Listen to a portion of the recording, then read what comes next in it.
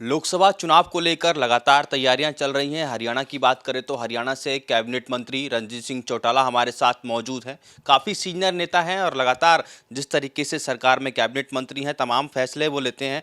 Sir, जो जानकारी है कि आप लोकसभा चुनाव लड़ने जा रहे हैं, सोशल मीडिया पर ऐसा है कि हिसार से आपने अपनी दावेदारी ठोकी है, कितना सही है सर? देखो, मीडिया वाले, मैं जाता हूँ, अब से नहीं, मैं 2008 से बराबर जा रहा हूँ। और महीने में हर महीने की 5 तारीख बनती है। जिस दिन 1000 से कम आदमी नहीं होता तो रेस्ट हाउस की भीड़ वो करके लोगों को अपना एक दे रहे हैं अंदाज़ा। अभी मैंने कहीं डिक्लेयर नहीं करा, मैं इंडिपेंडेंट हूँ। इंडिपेंडेंट रह के मैं चुनाव लड़ूंगा भी नहीं, क्योंकि वहाँ लड़ाई बीजेपी और कांग्रेस की है। अगर कोई ऐसी स्टेज आई कहीं बीजेपी की तरफ से ऐसा कोई चर्चा हुआ, कुछ कहा गया, तो फिर मैं इस पर सीरियसली सोचूंगा। मेरा बीजेपी से बड़ा कंफर्ट लेवल ठीक है, बहुत अच्छा है। मैं जब ज्वाइन करा उससे भी ज़्यादा हमारे अच्छे रिश्ते हैं। अभी कोई ऐसा, जब कोई स्टेज आएगी तब सोचेंगे। सर, कौन सी लोकसभा आपने चुनी है? क्योंकि जो जानकारी है कि हिसार और सिरसा आपका गढ़ माना जाता है, काफ़ी एक्टिव आप हिसार और सिरसा में रहते हैं। सिरसा तो कहीं ना कहीं एक कोटा है, एक तरीके से वहाँ पर एससी कोटा है, पर हिसार से लगातार आप जाते हैं, लोगों के बीच में मिलते हैं। तो क्या यदि कोई टिकट बीजेपी आपको देती तो कौन सी लोकसभा चुनेंगे? देखिए, मेरे फादर जो हैं वो राजस्थान सीकर से भी बने, रोहतक से भी लोकसभा के एमपी बने, और एक बार सोनीपत से भी बने। एमएलए वो कहीं से भी बन जाते थे। तो हमारी फैमिली के लिए ऐसा नहीं है। अगर मैं हिसार भी लड़ूं तो भी विनिंग कैंडिडेट हूँ, भिवानी लड़ूं तो भी विनिंग हूँ। अगर सिरसा रिजर्व है वो लड़ नहीं सकते, हमारी अपनी कॉन्स्टिट्यूंसी। अगर कुरुक्षेत्र लड़ा हूँ तो भी सीट निकलती है।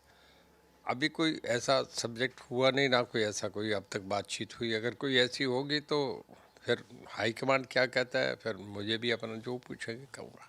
हाईकमान, यदि बीजेपी हाईकमान आपको लोकसभा चुनाव लड़वाएगा तो क्या आप तैयार हैं लोकसभा चुनाव लड़ने के लिए? अगर उन्होंने कहा तो बिल्कुल मैं पॉजिटिवली सोचूंगा। सर, आप बिजली मंत्री भी हैं। एक बड़ा फैसला सरकार की तरफ से लिया गया है कि किसानों की जो पराली है वो सरकार खरीदेगी, उससे बिजली बनाएगी। काफ़ी बड़ा ये फैसला है क्योंकि पोल्यूशन एक बहुत बड़ी समस्या है सर। बिल्कुल हम करने जा रहे हैं जी ऑलरेडी, क्योंकि हम दिल्ली के 3 तरफ हैं, एनसीआर जोन में आते हैं। और सुप्रीम कोर्ट और एनजीटी की गाइडलाइंस हैं कि पराली को कम करना, इसको पोल्यूशन को कम करना चाहिए। हमारी वजह से इफेक्ट ना है, तो हमारे सीएम साहब ने बहुत बीडर्स को बुलाए। उन्हें ये कि हम पराली देंगे, एक रेट फिक्स करा के किसान को कितना देना चाहिए, 2501 रुपया पर एकड़।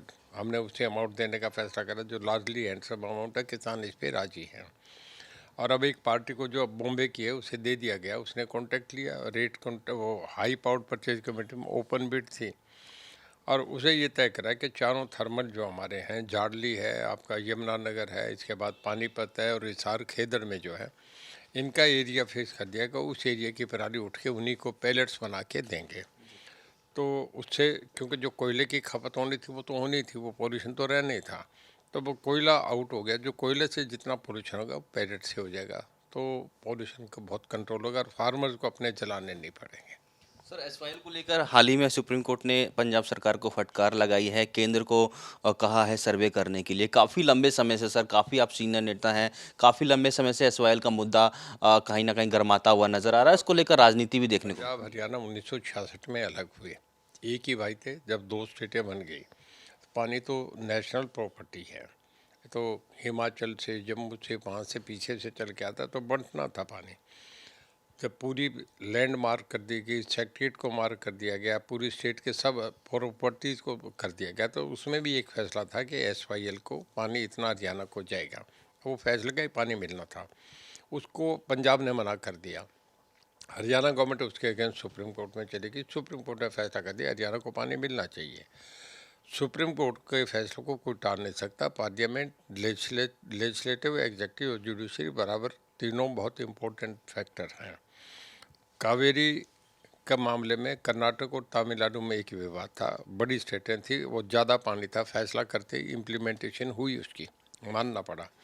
मेरा ये मानना है कि पंजाब शायद भाईचारा में इस बात को सुन के सुप्रीम कोर्ट के फैसलों को, उनके एडवोकेट जनरल हैं, उनके लॉ एडवाइज़र हैं, उन्हें समझाएंगे तो करना पड़ेगा। तो मेरा ख्याल है पंजाब मान जाएगा, नहीं तो सुप्रीम कोर्ट का फैसला हर कीमत पे लागू होगा, पानी आएगा।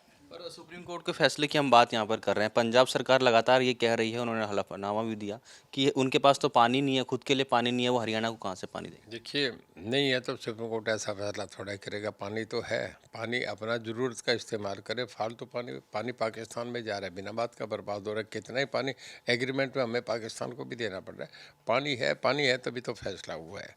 पानी देगा, ये सुप्रीम कोर्ट का मामला है। पंजाब को देखना है अपना कितने से करे। बहुत बहुत धन्यवाद सर खबर अब तक से बातचीत करने के लिए। तो ये थे कैबिनेट मंत्री रणजीत सिंह चौटाला, जिन्होंने तमाम मुद्दों पर खबरें अभी तक से एक्सक्लूसिव बातचीत की। मेरे सहयोगी जस्सी के साथ राजा पटेल, दिल्ली। खबरें अभी तक।